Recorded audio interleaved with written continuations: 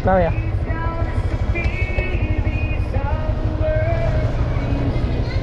Morning, morning. Ngayon pambili ng ulam.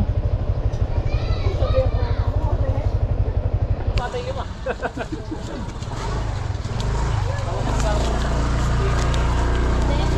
Pambiling ulam pa. Nagkikrave silang pandinakdakan. Gaano atay? Ha? Ano, 220. Pwede ba to sa pandinakdakan? Walang... Yan nga yun, may taba. Ito ba yan? Oo. Iihaw mo siya, yung daan-daan. Yun yung maganda, ang pandinagdahan. May taba. Patingin ng ano? Yung... Hi guys, good morning. Good morning, good morning. Sinabit ko muna yung binili nating ulam pang dinakdakan. Nag-crave kami kahapon, kaming tatlo. Hindi pa kami nagdinakdakan dito sa Kubo. So bali ang task namin ngayong araw,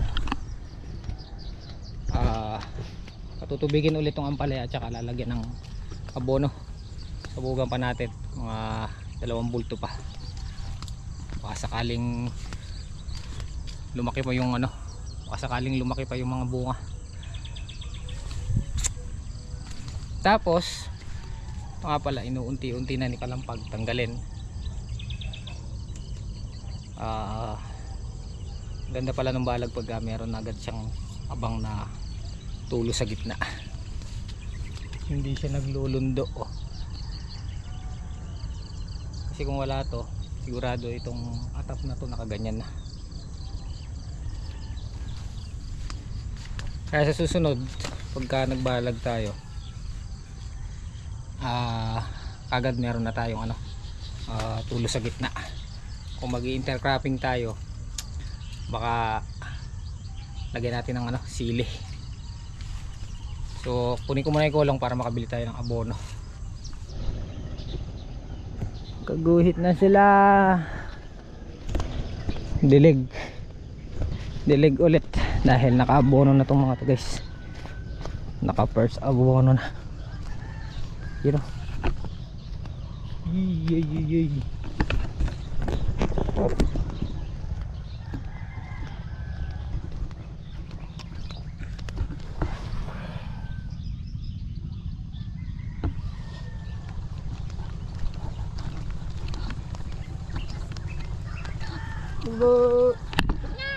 Good morning.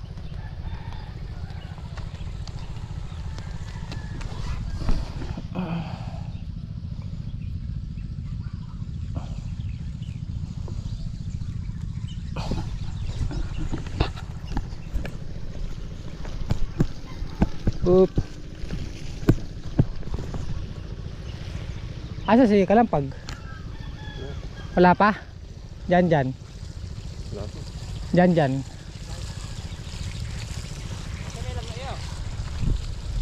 Baka nga. Bibili tayong hose. Bibili na ako. Hose. Ano ba yun? 100 metro? 60. Papabili ng hose. Oo nga eh. Ganito. Titingin tayo kung anong matibay, kung plastic or sako.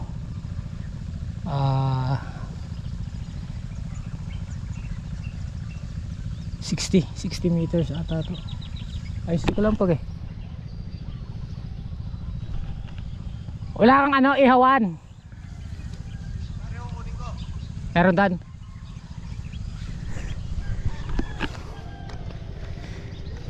Bibili muna tayong abono. Makain nga nun, Bap?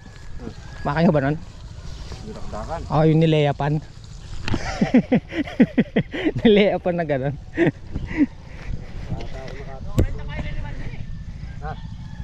Uy, tumutubo na rin yung mga hinuli po. Bibili ako ng abono eh. Bibili ako ng abono. Tsaka hose. tayo ng abunot hose dyan sa kubo. Mag-isa si dyan sa kubo. Kaya sasakyan ko yan.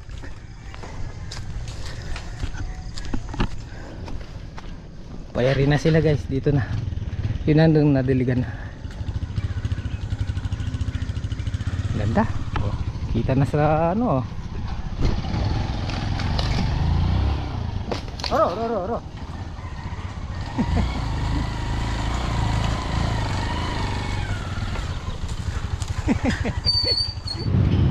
Manager. Look. Tayong host. D4. Kulay puti na parang sako siya. Matibay konti. Matibay. Mga pampatubig. 60 meters po ba yun? Ay, 100. Host D4.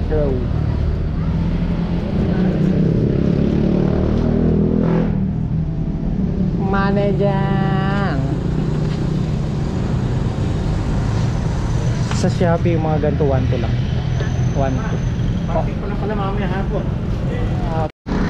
Balik na lang tayo. Mga alas 3 daw sabi ni sir. Isulat na lang yung number. Number ko na 0965 ba yan? 0965-853-0761. Message kita pag maagang dumating. Sige po. Ay tama ba? Anong name mo? HB po. HB. High blood. Sige pa. Sige pa. Magkano po yung ganda? Ano? 2-3. 2-3. Okay. Sige sir, balik na lang po ako mamaya. Sige. Ayan, mamimili na raw ng paninda si Mrs. Hita. Balikan na lang natin si Sir Pais ng bandang alas 3. Dahil yung mga host daw doon sa bagong okra hindi umaabot, nangihiram lang ata si Apundabo ng mga piyesa. Kulang pa yung 60 meters natin na kulay itim.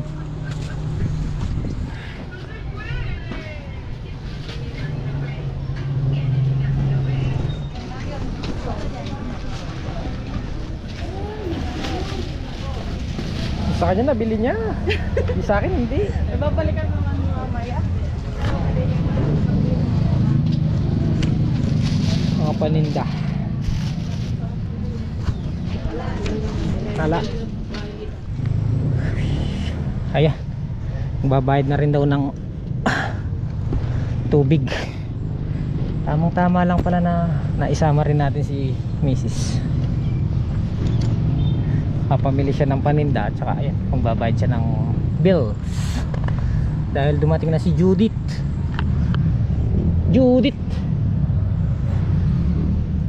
Tapos bibili rin tayo ng daan na tayo kay Roland. Bili tayong 2 bultong pataba para dun sa palaya. Bumili rin tayong diesel at isang Wilkins. Tul! Ay!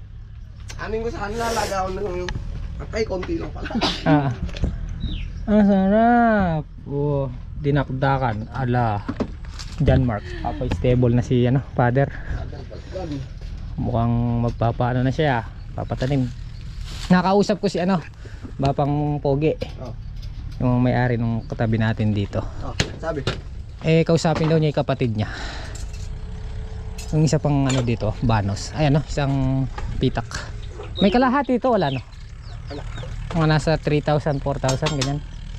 Ay wala man siguro. Katabi natin dito. Para 2 banos na diretso sa atin. Pag nalagyan natin ng okra yun, wala tayong patid.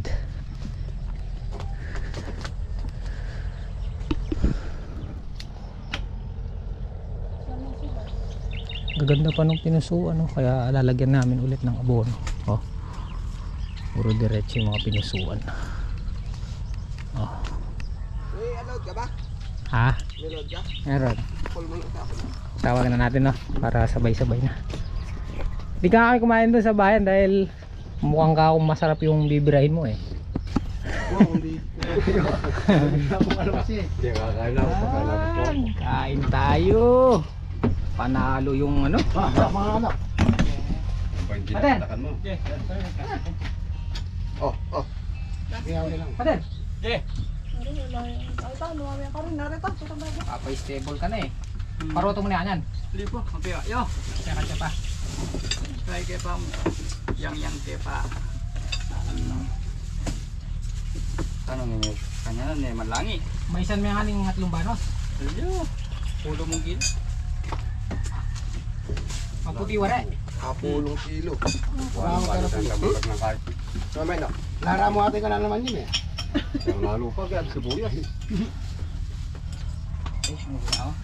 Mamay na. Muna kasi kumain.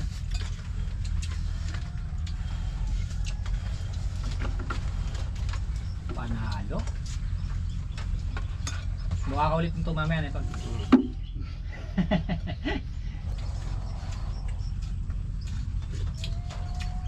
Bili kong ganito. Wala ko naman. Hindi mo na kasi upuan mo rito. Kahit patay ng manok. Gawin mo. Pagka ko tayo naman. Patay ba naman ako yan? Hindi, baboy. Yung lulusahin mo, gagawin mo saktan.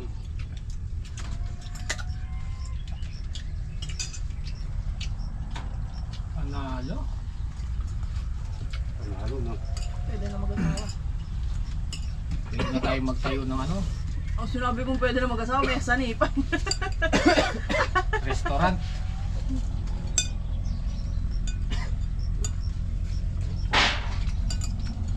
Yan, yan. Ah, Sa tao. Awan na ba?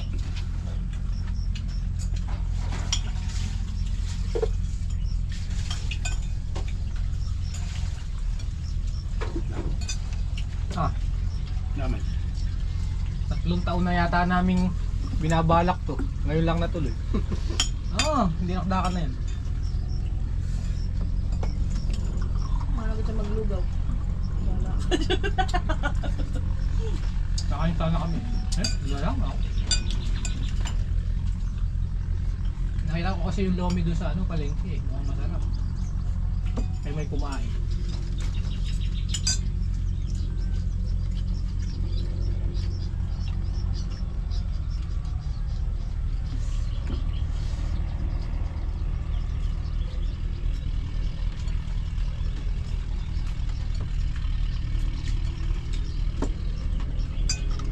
Masarap kaya kung isang tawang kayo dyan dito.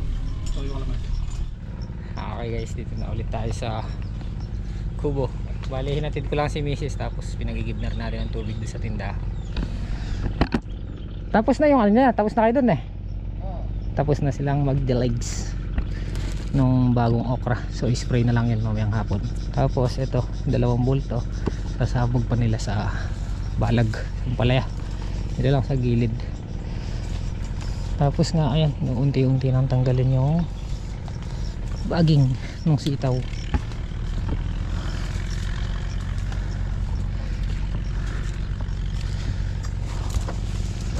You know?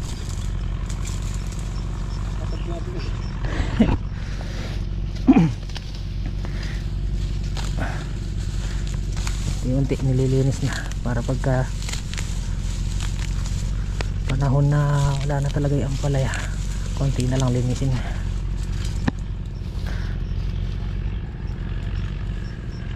Yung mga bunga pa rin eh, puro diretso pa mo yung pinusuan niya.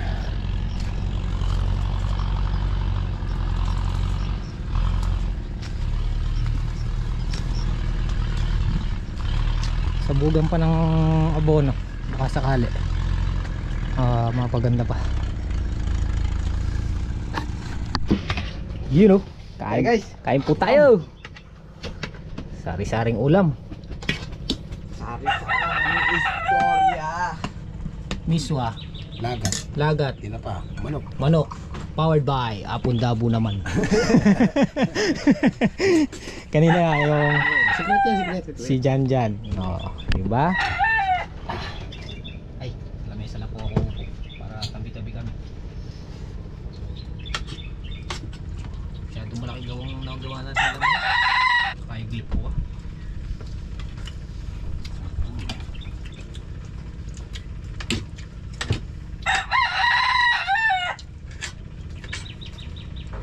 Namigangin, no? Malamig. Lumipat ako dito sa Bapag. Dito sa Duyan. Niyuyuyo ka nung ano eh. Hangin nung kami yan. Parang good call to, no? Dito. Binili namin kapon yan. Sa right. Sa balat pa lang eh. Ito na. Mama mo niluluto ko. Okay, time check tayo. Alas 3. Kapag-edit na tayo. Lalabas ko na lang kami ang pag-uwi. So bali, ang task na lang ngayon. Tapos na sila akong dabo eh. Magdilig doon. Tsaka magpatabato sa bagong. Ito na lang. Itong pinatutubigan sa balag. At yun, pinapatabaan ni Kalampag. Asa sila? Nasaan sila? Ay, nagtatanggal siguro. Kami na rin pala yung natanggal na sitaw. Oh. Paluwag ngayon.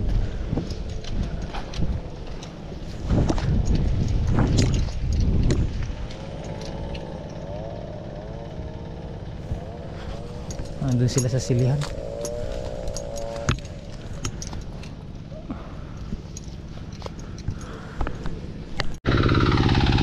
Hapon tayo, may makuha pa tayo na eh. Dahil pa nga. Tatagal pa yan.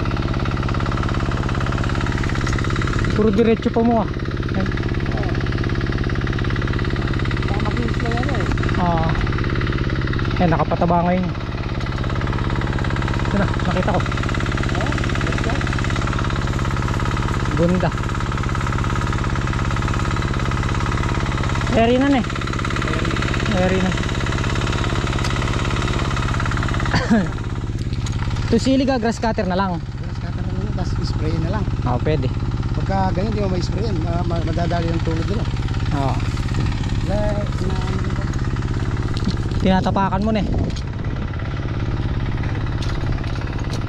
May makukuha pa tayo bukas. Ayan mga good yun eh. Baka sumulong pa. Baka nakahuling pitas, nakaapat pa eh.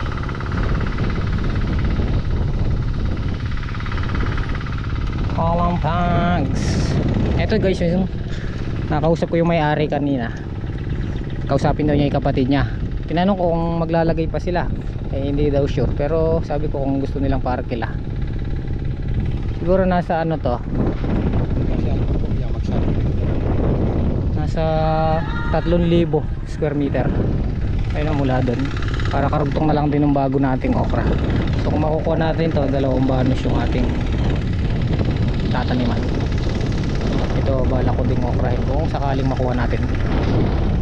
Siguro pang 4 na kilo rin to or 3. Kasi kay Jimmy mag-i-spray ng okra ngayon.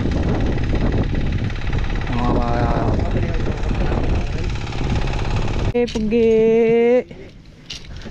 wala ko na paano ka nakatalpa ka sa lupa eh.